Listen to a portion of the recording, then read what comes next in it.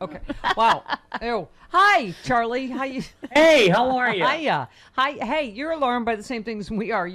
Somebody tweeted the penis snake is Florida's latest invasive species, and you just said, "Oh, come on!"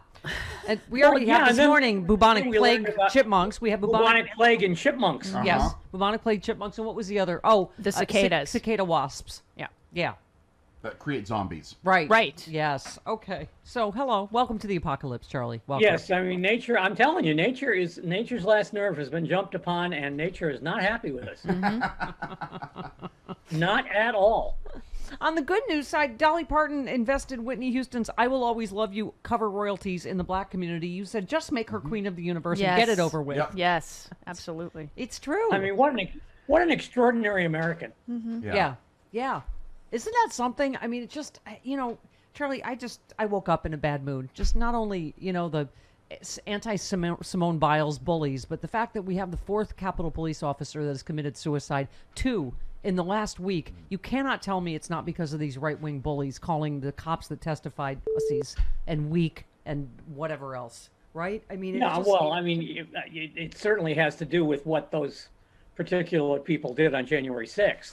I mean, I'm not stunned, but the reaction.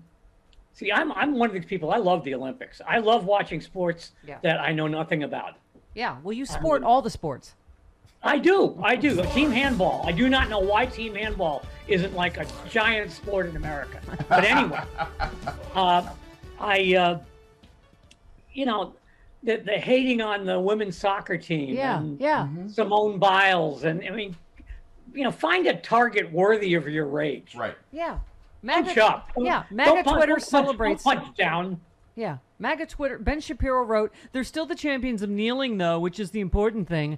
I mean, Charlie, I guess this isn't new, as you always tell us. They cheered in Chicago when Obama lost the Olympics. Like, it seemed to stop becoming America then. Yeah. Well, if I lived in Chicago, I'd be cheering, too, because while I love the Olympics, I never want to host them. Yeah. Not in my house. I mean, it's like the prayer for the Tsar in Fiddler on the Roof. God bless and keep the Tsar far away from us. We got him coming here. What? Again. We got him coming here in 28. I know. My first Olympics was 1984. Oh, awesome. Oh, wow. Yeah. Which was really cool because they just let Peter Ueberroth run the entire city for 16 days. Mm-hmm. Yeah, pretty much. And the very first day of the 1984 Summer Olympics in Los Angeles, I got my pocket picked. Well, sorry about well, that. Sorry. What was great was in October, I got a phone call at my newspaper from a sergeant in the LAPD, and I thought, oh man, this can't be good.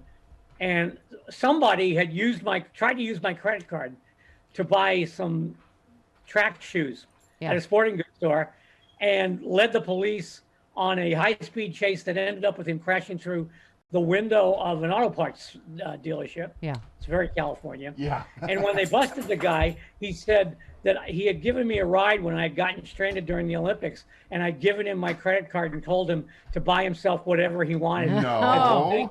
As a thank you for giving me a ride, and he had just forgotten to get my card back to me. And the sergeant from the police department said, "Is any part of that story true?"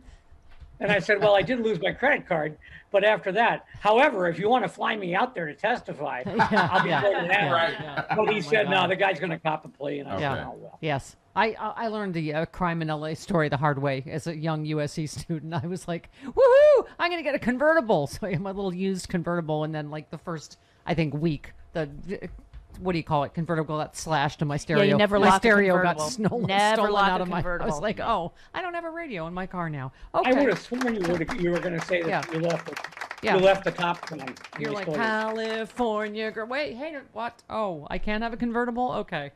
You can. You just don't lock it. Right. And don't leave anything in it. Right. Yes. Okay. Well, I mean, you were probably just sunblind because you grew up in the tundra. This is true. Right. So, Charlie, you wrote a great piece, as you tend to do, just called "This Pandemic Has Turned Our Historical Reaction to Epidemic Disease on Its Head." I wrote a tweet from one of our listeners earlier about, whose aunt died of polio, and,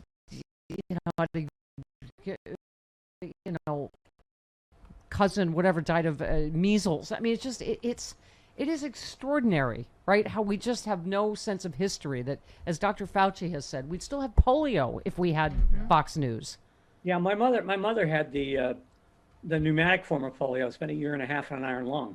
And I'm old enough to remember how happy everybody was with the Salk vaccine. Yeah. I wasn't happy because it meant getting a shot, and I was like 5. But Yeah. and then the Sabin vaccine came along, and I was like, yeah, I can drink this stuff. Yeah. No more needles. Yeah. But this is the first epidemic where there's an organized attempt to make us afraid of the cure.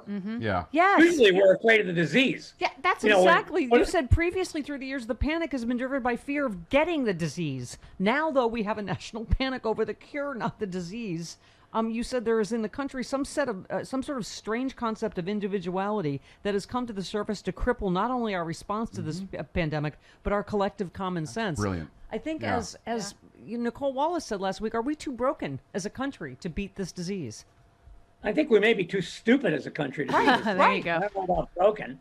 I mean, I don't think we're all. I don't think the people who are resisting all of this are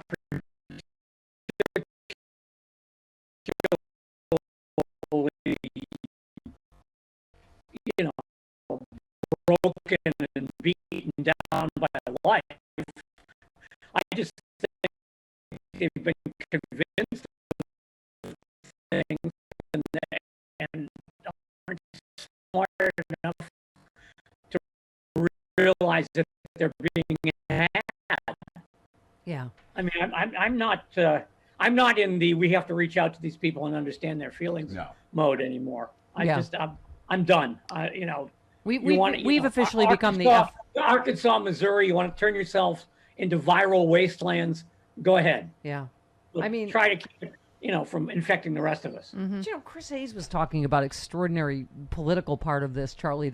And I didn't realize this, that Vermont has a Republican governor. Vermont is like, I want to move there. great, It's yeah. like COVID is gone. They have such a high vaccination rate, and it's a Republican governor. But they were saying they don't want him. Kristi Noem and Ron DeSantis are at the top of the heap for 2024 for Republicans. You have to have had the absolute worst response to COVID to be considered in the Republican field, right? I think there are so many people, and this is Brother Bullard's territory more than mine, who have sacrificed their professional reputations on the altar of Ron DeSantis. Yeah. I mean, you talk about calling a putt too early. Oh my God. Yeah. But I mean, it is extraordinary that I hadn't even heard of this governor in Vermont. And Vermont has the highest vaccination they're rate. doing And great there. it is, like literally like normal there. Yeah. Because, okay. Well, it's the ice cream. It's the Ben and Jerry's. It is. Yeah, it is. Well, meanwhile, you talked about in Missouri, this meeting, the county council meeting, that was discussing the mask mandate and this horrible reaction to was he the St. Louis County Department of Health acting director, who is I don't know of what heritage, but his name is Khan. He was surrounded by an angry mob, called an expletive and a brown something. Others mocked his accent. He said it was the saddest, most bizarre, disgusting thing I've ever witnessed in my 30 years in public health. It's like an angry mob screaming racial stuff at him. He's just a doctor trying to explain. And then the Board of Health chickened out and got a standing ovation from the people in the audience. Yep. Yeah. I know. I mean, it's you just can't believe what you're watching.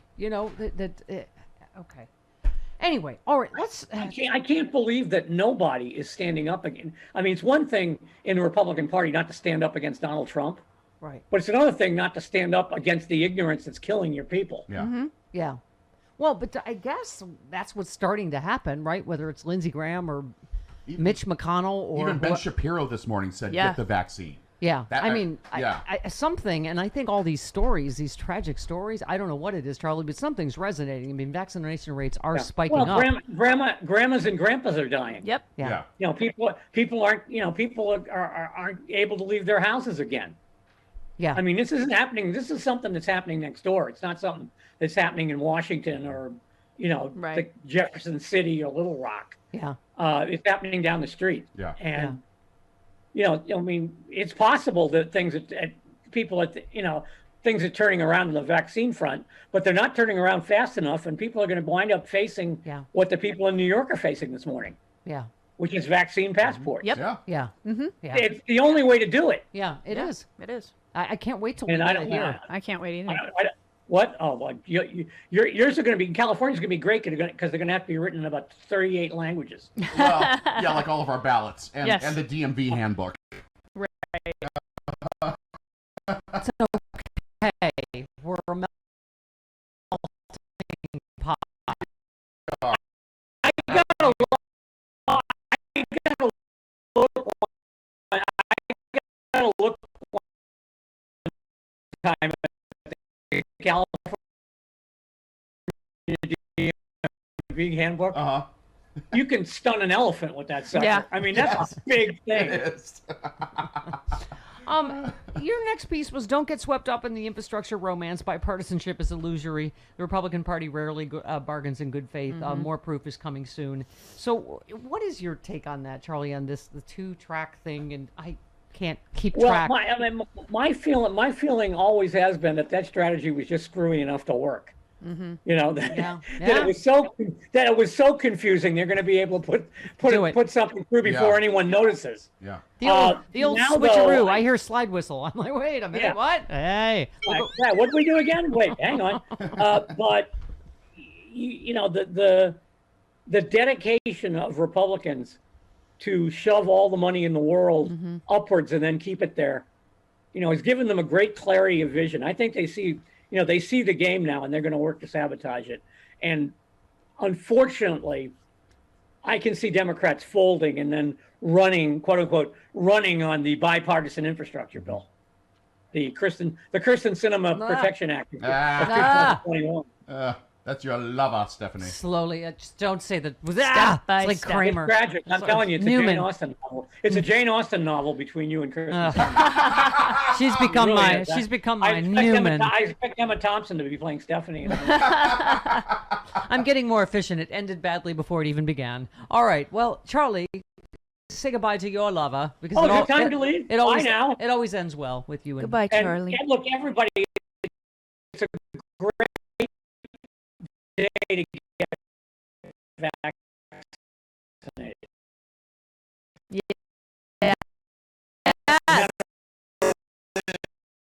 It is. And It it's is a great day